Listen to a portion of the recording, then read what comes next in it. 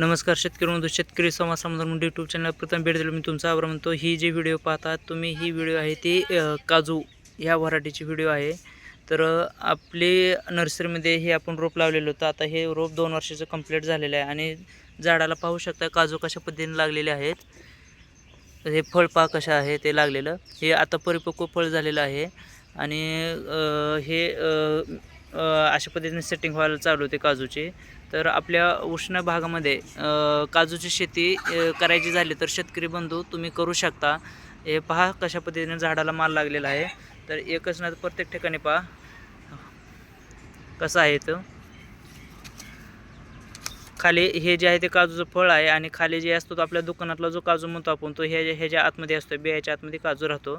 तर आपण उष्ण भागामध्ये सुद्धा काजू शेती करू शकतो। काही अडचण येऊ शकत नाही। ह्याला बहारसुद्धा खूप लागला जातो। झुपका कसा लागतो पहा, अशा पद्धतीने हा झुपका लागतो आणि ह्या झुपक्यातनंच हे फळ पहा अशा पद्धतीने साईजनंच फळ राहते, अशी साईज राहते। तर तुम्हाला काजूची शेती करायची असेल तर तुम्ही काजूबद्दल पूर्ण माहिती पाहिजे असेल तर माझी संपर्क करू शकता। श्री तुळजा हायटेक नर्सरी, बार्शीकर, Sangola. Proprietor Samadhan Munde, BSc agri MBA।